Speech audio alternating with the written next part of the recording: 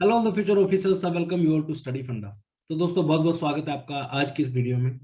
आज डेट है 25 फरवरी 2022 और रफली around CAPF assistant commandant examination की अगर मैं बात करूं यहाँ पे, तो 150 से 160 दिन का टाइम आपके पास बचा है। वैसे 162-63 दिन का टाइम बचा है, बट मैं रफली मान के चलता हूँ कि 150 दिन का टाइम आपके पास है, क्योंकि बीच में आपकी होली आ जाएगी, फिर एक दो छुट्टी ऐसे वैसे करके, तो 150 दिन का टाइम आपके पास है। किस तरीके से आप अपनी प्रिपरेशन को स्ट्रीमलाइन करेंगे? बहुत सारे एस्पिरेंट ऐसे होंगे आप में से जिन्होंने ऑलरेडी प्रिपरेशन शुरू कर दी है, बट अच्छे से स्टडी प्लान फॉलो नहीं कर पा रहे हैं। बहुत सारे लोग ऐसे होंगे जो ऑलरेडी काफी अच्छा कर रहे हैं, बट एक रिवीजन उनको बहुत अच्छी चाहिए। और बहुत सारे लोग आप में से ऐसे होंगे जिन्होंने अभी तक प्रिपरेशन स्टार्ट नहीं की है, but CAPF assistant commandant exam qualify करके असिस्टेंट कमांडेंट बनना उनका ड्रीम है। तो आज की इस वीडियो में हम बात करेंगे 150 डेज की स्ट्रेटेजी के बारे में। क्या आपका स्टडी प्लान होना चाहिए, किस तरीके से आप स्टडी प्लान बनाओगे, और इसको मैंने डिवाइड किया है 90 days plus 60 days revision plan के अंदर। ठीक है, हमारा जो टारगेट रहेगा 150 मार्क्स इन पेपर 1 रहेगा, तो उसके अकॉर्डिंग ही मैं सारी चीजें आपको बताऊंगा। और हर एक चीज इंपॉर्टेंट है इस वीडियो की, तो प्लीज आप कुछ स्किप नहीं करेंगे इस वीडियो पे। चलिए, सबसे पहले एक काम आप करिए। स्टडी फंडा का टेलीग्राम ग्रुप है, मोर देन आप देखोगे यहाँ पे 19,000 से ज्यादा लोग जो है मैं फॉलो करते हैं यहाँ पे इस ग्रुप के अंदर सब कुछ चीजें आपको मिल जाएंगी, सारी की सारी latest update CAPF assistant commandant exam के रिगार्डिंग। चाहे वो आपकी इंफोग्राफिक्स हो, चाहे वो आपकी स्टडी प्लानिंग हो, इवन हम आपके एंटरटेनमेंट का भी ध्यान रखते हैं। ठीक है, तो सभी चीज एक ही ग्रुप में मिल जाएगी जो आपको सीएपीएफ एग्जाम के लिए चाहिए। तो जाके फ्री ऑफ कॉस्ट ग्रुप है, इसी के अंदर आपका करंट अफेयर की मैगजीन हम प्रोवाइड करते हैं, बहुत सारी चीज इसमें आपको मिल जाएंगी। ठीक है, तो जाके इसको ज्वाइन कर सकते हो आप डायरेक्टली, जाके स्टडी फंडा लिखिए टेलीग्राम में, या फिर वीडियो की डिस्क्रिप्शन में आपको इसका लिंक मिल जाएगा, वहां से भी आप डायरेक्टली इसको ज्वाइन कर सकते हो। ठीक है, अब देखिए, आज जैसे कि मैंने आपको बताया, आज है 25 फरवरी। एक दो इंपॉर्टेंट डेट्स आपको याद रखनी है, वो है आपका नोटिफिकेशन की डेट। नोटिफिकेशन आपको आएगा 20 अप्रैल को आने वाला है नोटिफिकेशन। ठीक है, और एग्जाम जो आपका होगा वो होगा 7 अगस्त को। तो 7 अगस्त में 160 प्लस डेज का अभी टाइम बाकी है, बट हमें मान के चलेंगे कि 150 दिन ही है हमारे पास। ठीक है, तो अभी नोटिफिकेशन आने में टाइम है 54 दिनों का। ठीक है, इसको भी मैं मान के चलता हूँ कि हमारे पास ज्यादा नहीं, 50 दिन आप इसको मान लो, क्योंकि बीच में होली वगैरह आ जाएगी, तो एक दो दिन की छुट्टी तो चलो उसमें भी चाहिए होती है। ठीक है, और नोटिफिकेशन के बाद से लेके एग्जाम टाइम तक का जो दिन आपके पास बचेंगे वो बचेंगे 105। ये दिन क्यों मैं आपको बता रहा हूँ, क्या इसकी कोई रेलेवेंस है? इसकी बिल्कुल रेलेवेंस है। हम प्लान अपना इस तरीके से फॉर्मेशन करेंगे और ये आपको पसंद भी आएगा। ठीक है, तो 54 डेज में हम क्या कर सकते हैं? ठीक है, एक कॉन्क्रीट स्ट्रेटेजी आपको बनानी है। अब देखो, बहुत सारी वीडियोस आपको मिल जाएंगी कि इस तरीके से आप पढ़ो, उस तरीके से पढ़ो। हम वीडियोस जो बनाते हैं जनरल पब्लिक के लिए बनाते हैं, किसी एक स्टूडेंट को टारगेट करके नहीं बनाते हैं। ठीक है, फॉर एग्जाम्पल, मैं ज्योग्राफी में बहुत अच्छा हूँ, मुझे ज्योग्राफी बहुत अच्छे तरीके से आती है। I can easily do the geography subject in रफली 3 to 4 डेज में। पूरी ज्योग्राफी रिवाइज कर सकता हूँ, पढ़ सकता हूँ, क्योंकि मुझे ऑलरेडी आती है। राइट, अब कोई इंस्टीट्यूट हमें प्लान बना के दे रहा है, मैं ही दे रहा हूँ, चाहे स्टडी फंडा दे रहा है, कोई भी दे रहा है, कि आप ज्योग्राफी को 20 दिन में कैसे पढ़ें, तो उसका कोई लॉजिक नहीं है यहाँ पे। ठीक है, मैं ये चाहता हूँ आप खुद एक ऑफिसर बनने वाले हो, अगर ये काम भी आप नहीं कर सकते हो, स्टडी प्लान अपने अकॉर्डिंग नहीं बना सकते हो, तो कोई फायदा नहीं है, तैयारी यहीं छोड़ दो, आप अपना टाइम खराब कर रहे हो, माँ बाप से जाके सॉरी मांग लो। ठीक है ना, तो स्टडी प्लान आप खुद बनाएंगे अपनी अकॉर्डिंग, नीड्स के अकॉर्डिंग, कि कौन कौन सी चीजें हैं जहाँ पे आपको मुश्किल आती है, कौन कौन से सब्जेक्ट है जहाँ पे आपको प्रॉब्लम आ रही है, कौन कौन सी जगह है जहाँ पे आपको इंप्रूवमेंट करनी है। राइट, बहुत बच्चे आप में से ऐसे होंगे जो इस एग्जाम को ऑलरेडी दे चुके हैं बट क्वालिफाई नहीं कर पाए। ठीक है, तो 54 डेज में हम क्या करेंगे, किस तरीके से स्टडी प्लान आपको बनाना है, उसके बारे में डिस्कस करते हैं। तो मैं ये बोलता हूँ आपको कि 3 सब्जेक्ट आप उठाओ। ठीक है, 54 दिन में इजिली मैं बताऊंगा आपको कैसे आप कवर कर सकते हो उनको, वो सब चीजें डिस्कस करेंगे। सबसे पहले 3 सब्जेक्ट उठाओ और उनकी वैल्यू के हिसाब से उठाओ। ठीक है, ऐसा नहीं है कि आपने एनवायरनमेंट को उठा लिया, यार एनवायरनमेंट का एक क्वेश्चन आपका आएगा, क्या फायदा उसको उठाने का, है ना? सिविल सर्विस थोड़ी ना दे रहे हो आप दे रहे हो सीईपीएफ एग्जाम। तो देखो, एग्जाम की वैल्यू क्या है पर्टिकुलरली, तो हम देखेंगे सबसे पहले कि एग्जाम की वर्थ क्या है आपके क्वेश्चन, सॉरी सब्जेक्ट्स की क्या वर्थ है आपके एग्जाम में। सबसे ज्यादा वर्दी जो सब्जेक्ट मुझे लगता है वो है आपका साइंस। बहुत बहुत बहुत इंपॉर्टेंट है। 28 से 30 क्वेश्चन हर बार 2-3 साल से यहाँ पे आ रहे हैं, और डेफिनेटली इससे ज्यादा भी आ सकते हैं। 30 से 32 का मैं मान के चलता हूँ कि आपके क्वेश्चन आने वाले हैं साइंस से। पॉलिटी, ज्योग्राफी, हिस्ट्री, ये तीनों सब्जेक्ट ऐसे हैं जहां से रफली अराउंड 17 से 20 के आसपास क्वेश्चन आते हैं। ठीक है, यहाँ पे 50-55 क्वेश्चन बनते हैं तीनों सब्जेक्ट से, किसी में कभी 15 आ जाएगी, ज्योग्राफी में तो हिस्ट्री के बढ़ा देंगे, इस तरीके से चलती है। ठीक है, फिर आता है आपका मैथ ऑफ रीजनिंग, 15 से 18 क्वेश्चन इसमें आते हैं। करंट अफेयर के 10 से 15 आते हैं। अब मान लो मैथ एंड रीजनिंग में 20 आ गए, तो करंट अफेयर 10 दे देंगे। मैथ रीजनिंग के 12 आ गए तो करंट अफेयर के 13 दे देंगे, इस तरीके से, ठीक है। इकोनॉमिक्स में पहले नहीं आते थे क्वेश्चन, बट अब रेलेवेंस थोड़ा बढ़ गया इकोनॉमिक्स का, तो 7 से 8 क्वेश्चन यहाँ से निकलते हैं आपके हर बार। एनवायरमेंट ऐसा सब्जेक्ट है, इसको मैं बोलूंगा आप छोड़ भी दोगे तो भी कोई प्रॉब्लम नहीं है। इसके अलावा बाकी आपको सारे के सारे सब्जेक्ट करने हैं, जो कि आपका साइंस 1 2 3 4 5 6 7 7 सब्जेक्ट ऐसे हैं आपके जो आपको कवर करने हैं, ठीक है।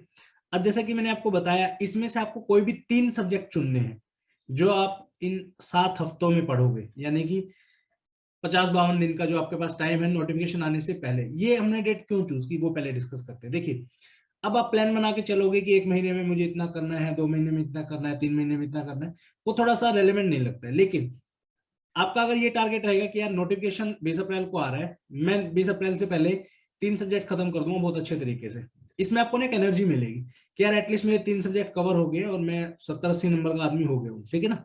बाकी के जो बचे हुए दिन है 100-120 दिन, 3 महीने जो भी है, उनको मैं अच्छे से रिवाइज भी करूंगा और अच्छे मार्क्स भी आएंगे, ठीक है।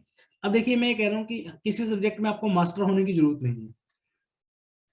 एवरेज रहिए सभी सब्जेक्ट में, सब सब्जेक्ट में नंबर लेके आइए, आप डेफिनेटली पास हो जाएंगे। टारगेट क्या है आपका?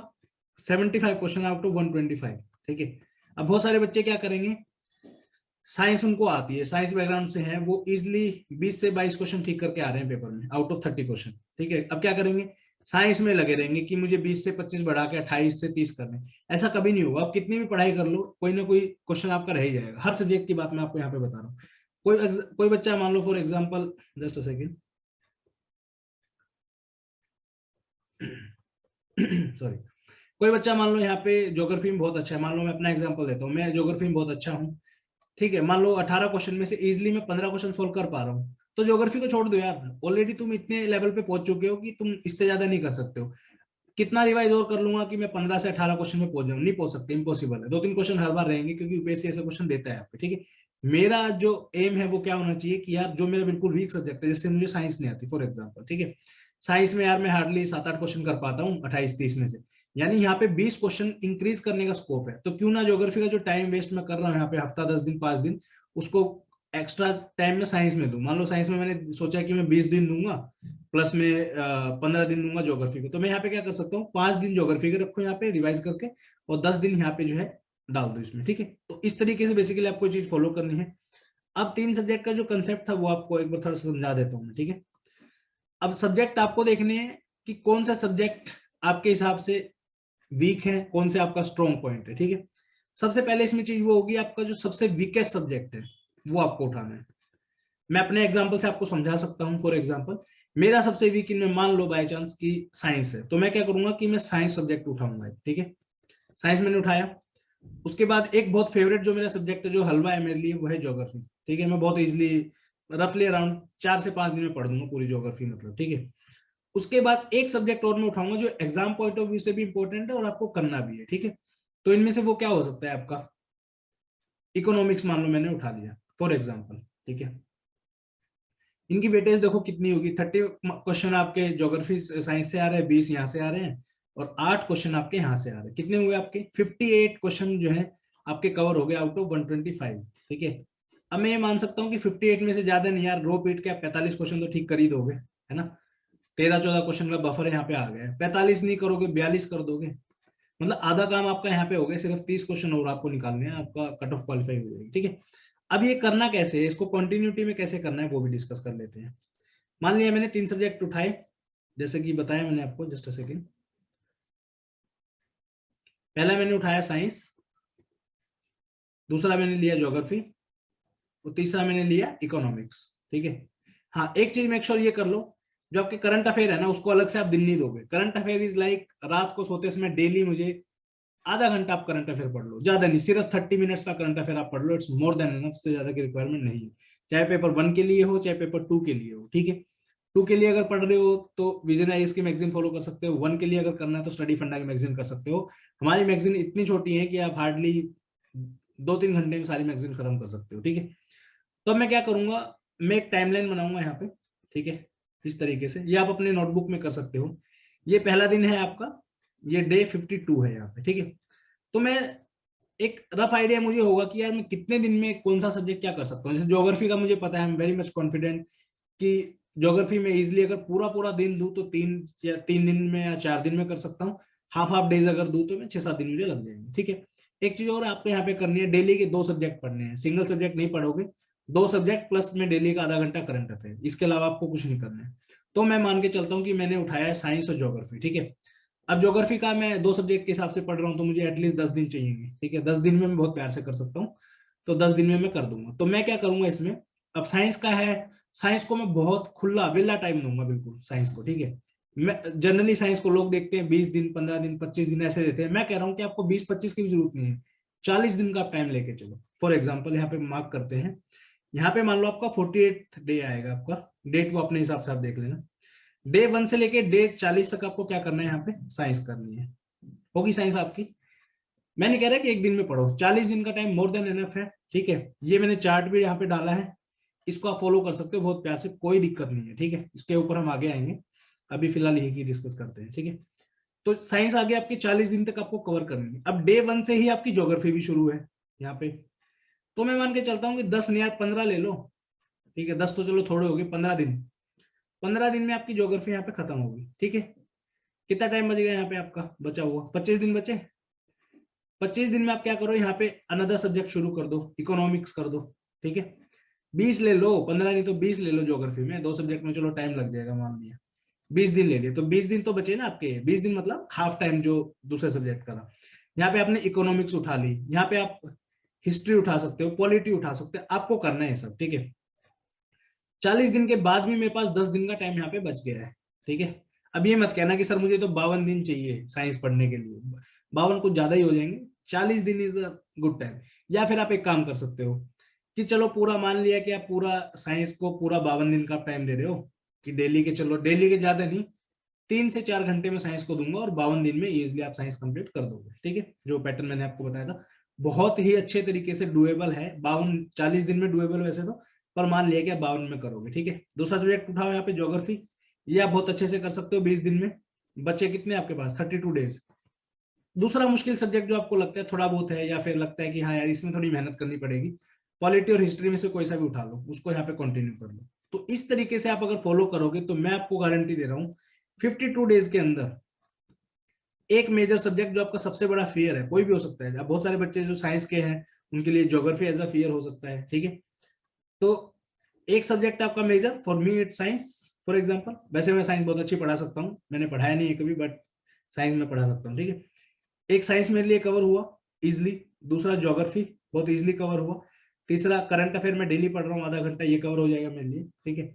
चौथा, कोई भी एक सब्जेक्ट ज्यादा नहीं कहूंगा, एटलीस्ट आधा तो आप कंप्लीट कर सकते हो। इकोनॉमिक्स आपका पूरा हो जाएगा, पॉलिटी अगर करने बैठोगे तो आधा हो जाएगा मान लिया फॉर एग्जाम्पल। ठीक है।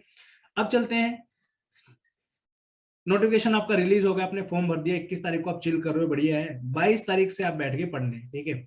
मैं यहाँ पे लेके चल रहा हूँ 22 तारीख से लेके 31 का टाइम, कब तक का, मई तक का। ठीक है। दिन है। चलिए अब हम चलते हैं 26 फरवरी से 20 की बात हमने यहाँ पे कर ली है। ठीक है। यहाँ पे ऑलरेडी हम डिस्कस कर चुके हैं सारी चीजों को। अब हम बात करते हैं नोटिफिकेशन निकलने के बाद क्या होगा। नोटिफिकेशन आपका निकल गया 20 तारीख को, आपने फॉर्म वॉर्म भर दिया है, एक दिन चिल करो अपना आराम से, कोई दिक्कत नहीं है। 21 अप्रैल से लेके 31 मई तक का आप टारगेट लेके चलो। एक सेकेंड यहाँ पे लगा रहा हूँ मैं। 21 अप्रैल से लेके 31 मई तक का 40 दिन का आपके पास टाइम है। 2 सब्जेक्ट रखो, प्लस में करंट अफेयर मैंने जैसे कि आपको बताया डेली आपको पढ़नी है। ठीक है। तो 2 सब्जेक्ट में कोई भी हो सकता है। ऑलरेडी आपका मान लो फॉर एग्जांपल साइंस कंप्लीट हो गया था, plus geography, plus current affair आप डेली कर रहे हो, उसको यहाँ मैं निकाल दे रहा हूँ, प्लस में इकोनॉमिक्स आपने मान लो कंप्लीट कर लिया, तो यहाँ पे ब्रैकेट में आप लिख लो करंट अफेयर। तो यानी आपके 4 सब्जेक्ट हो गए हैं। क्या क्या बचा आपका, हिस्ट्री बचा, पॉलिटी बचा और मैथ एंड रीजनिंग बचा। ठीक है। तो अब ये कर सकते हो कि ये जो 40 दिन है ना, इन 40 दिनों में आप क्या कर लो, 2 सब्जेक्ट उठा लो कोई भी। अब जैसे हिस्ट्री और पॉलिटी है, वैसे तो उनको ज्यादा टाइम चाहिए, बट आप लगा सकते हो कि 40 दिन में आप कर दोगे। चलो 40 दिन की बजाय बफर आप ले सकते हो यहाँ पे, 50 दिन का ले लो टाइम, कोई दिक्कत नहीं है। 50 दिन में तो 2 हो जाएंगे ना इसलिए। मान लीजिए आप 10 फॉर एग्जाम्पल जून तक आपने कवर कर दिया, तो 2 सब्जेक्ट आपके यहाँ पे कवर हो गए। करंट अफेयर आपका हर मंथ चल ही रहा है, पेपर 2 की प्रैक्टिस आप वीकली कर ही रहे हो, कोई दिक्कत नहीं है। उसके बाद भी आपके पास 50 दिन का टाइम बचेगा लास्ट में रिवीजन के लिए। तो इस तरीके से आपको चीजें करनी है। अब बात करते हैं सब्जेक्ट स्पेसिफिक कि आपको सब्जेक्ट वाइज क्या क्या करना है। साइंस का है 30 क्वेश्चन आपके आएंगे। सिर्फ और सिर्फ आप ये वाला जो डायग्राम है इसको अच्छे से फॉलो कर लो आंख मीच के। मैं आपको गारंटी दे रहा हूँ, ज्यादा नहीं, एटलीस्ट 20 से 25 क्वेश्चन के बीच में आप ठीक करके आओगे पेपर के अंदर, क्योंकि मेजोरिटी ऑफ द क्वेश्चन आप देखोगे 9वीं और 10वीं क्लास के एनसीईआरटी से आती है। बट ये वाला जो चार्ट हमने बनाया डायग्राम, सॉरी इमेज जो है, ये 7वीं 8वीं 9वीं 10वीं को है करके है, ठीक है। इवन आप अगर 7वीं को नेग्लेक्ट भी करना चाहते हो तो 8वीं और 10वीं के भी चैप्टर आप कर लोगे तो इट्स मोर देन एनफ, उसके अलावा भी आप करने की कोई आवश्यकता नहीं है, ठीक है। पॉलिटी पे आ जाते हैं। पॉलिटी का एकमात्र सोर्स है लक्ष्मीकांत। ऑल्दो क्वेश्चन जो है लास्ट टाइम सीएपीएफ एग्जाम की अगर मैं बात करूं तो आपके जो बुक है डीडी बासु, वहां से भी आए थे। बट देखते हैं किस्मत आपकी अगर अच्छी रही तो लक्ष्मीकांत से भी आ जाएंगे। मतलब क्वेश्चन का देखो ऐसा है ना, मैंने एक वीडियो बनाया था उस पर, ठीक है। अब बहुत गालियां पड़ी मुझे इस वीडियो के बाद कि सर आप ऐसे कैसे कह रहे हो कि क्वेश्चन डीडी बासु से आए थे, हमने तो क्वेश्चन जो है लक्ष्मीकांत पढ़ के कर दी। देखिए दो चीजें होती है, क्वेश्चन सोल्व करना एक अलग चीज है और क्वेश्चन एग्जैक्टली कहां से उठ के आ रहा है वो चीज एक अलग है, ठीक है।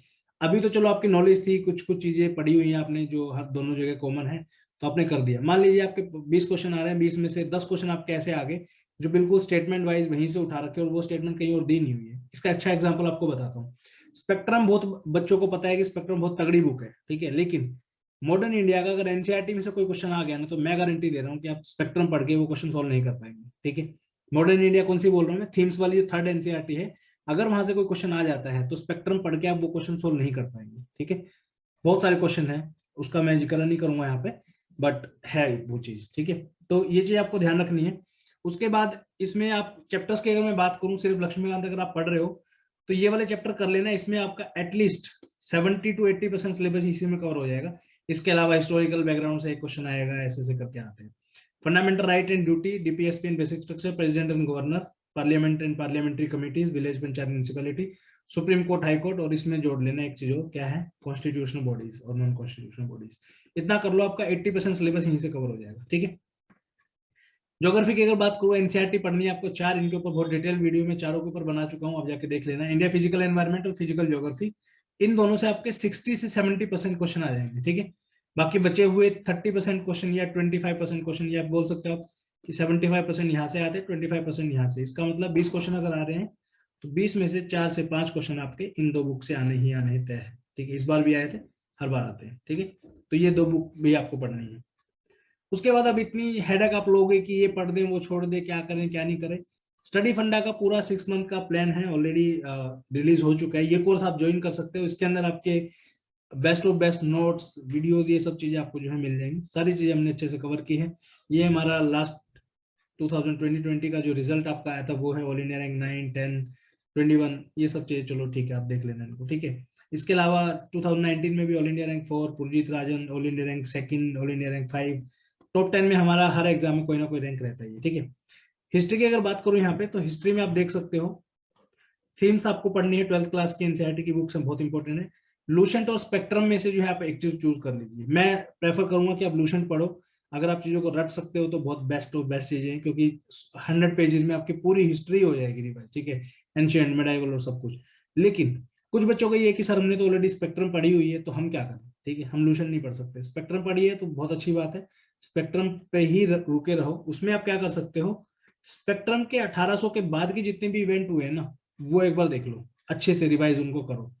जैसे आपके सोशल इकोनॉमिक रिफॉर्म्स आपके हुए हैं, जितने भी आपके ये आपके जितने भी सोशलिस्ट रिफॉर्मर्स थे जितने भी, वो सब, जैसे राजा राम मोहन राय हैं, विवेकानंद जी हैं, सब उनको पढ़ो अच्छे से। कौन कौन सी ऑर्गेनाइजेशन इन्होंने बनाई, कौन किसका फाउंडर था, कब बनी थी, क्रोनोलॉजिकल ऑर्डर में आ सकते हैं लगाने, ठीक है। कांग्रेस का पढ़ो, उसके बाद 1905 बंगाल का जो विभाजन हुआ था वो, बाकी सारी टाइमलाइन जो है वो सारी की सारी चीजें आपको पढ़नी है, ठीक है। इससे पहले की 2-3 चीजें इंपॉर्टेंट है, जैसे आपकी बैटल ऑफ बक्सर है, बैटल ऑफ प्लासी है, 1857 की जो लड़ाई है, वो सब आप पढ़ना। बाकी इतना काम अगर आप कर लोगे तो it's more than enough. Math की अगर बात करूं, प्रीवियस ईयर पेपर पढ़ लो, सीएपीएफ और सीएससी के रीजनिंग के क्वेश्चन बहुत आसान आते हैं, इजिली आप सोल्व कर सकते हो। मैथ में थोड़ा सा आपको करना पड़ेगा, मैथ का वीडियोस आप देख सकते हो जाके, हमने ऑलरेडी डाला हुआ है, ठीक है। उसके बाद करंट अफेयर की अगर बात करें, फ्रीली मंथली मैगजीन अवेलेबल है स्टडी फंडा ऐप पे भी, और टेलीग्राम ग्रुप जो मैंने वीडियो के स्टार्टिंग में आपको बताया था, दोनों को जाके ज्वाइन कर लो, वहां से आप मंथली मैगजीन आपको मिल जाएंगी, ठीक है। इकोनॉमिक्स की स्टडी फंडा वीडियोस हम डाल रहे हैं, 4 वीडियोस हम ऑलरेडी बना चुके हैं, जो नहीं देखी है तो जाके आप चेकआउट कर सकते हो हमारी प्लेलिस्ट को, और मार्च के एंड तक ये सारी वीडियोस आपके लिए आ जाएंगी, ठीक है। पेपर 2 का क्या है, पेपर 2 का डे 1 से आपको शुरू करना है। अगर आप कल से पढ़ाई शुरू कर रहे हो तो कुछ ना कुछ आपको डे 1 से शुरू करना है, क्योंकि अगर आपको लगता है कि हम लास्ट के 2 महीने में जाके कर लेंगे, मैं गारंटी दे रहा हूँ नहीं हो पाएगा, ठीक है। अब इसे आपको पढ़ना है, जो भी आप चीजें पढ़ रहे हैं उनको लिख के देखो, थोड़ा थोड़ा लिख के देखो, ठीक है। बिल्कुल ना कुछ करने से अच्छा है कुछ करना, ठीक है। समझ रहे हो आप? 2 किलोमीटर रेस लगाने की आपने सोचे कि चलो मैं 2 किलोमीटर रेस लगा देता हूँ, दो जने हैं, एक बिल्कुल, एक बंदा वो है जो बिल्कुल नॉर्मल सा है, दूसरा बहुत जोशीला है कि मैं आज 5 किलोमीटर रेस लगा के आऊंगा, ठीक है। जो बहुत मोटिवेटेड नहीं है, नॉर्मल सा बंदा है, वो जाता है और अपना रेस नहीं लगाता है 5 किलोमीटर की, बट 1 किलोमीटर वॉक करके आ जाता है। लेकिन दूसरा बंदा जो फुल जोश में सोया था रात को कि मैं सुबह रेस लगाऊंगा, ये करूंगा करूँ, वो सुबह उठ ही नहीं पाया। तो दोनों में से बेटर कौन है? वो बंदा जो जाके एटलीस्ट 1 किलोमीटर पैदल चल के तो आया, है ना। तो slow and study wins the race. तो अभी से आपको प्रैक्टिस शुरू करनी है। तो ये था आज की वीडियो का एंड। होप्स आपको वीडियो पसंद आई होगी। अगर कुछ भी वैल्यूएबल इसमें लगा हो तो प्लीज चैनल को सब्सक्राइब जरूर करिए और फॉलो करिए स्टडी फंडा को टेलीग्राम के ऊपर। और कोई भी आपका डाउट है तो कमेंट सेक्शन में आप पूछ सकते हैं। Thank you so much for watching this video. Have a great day. जय हिंद।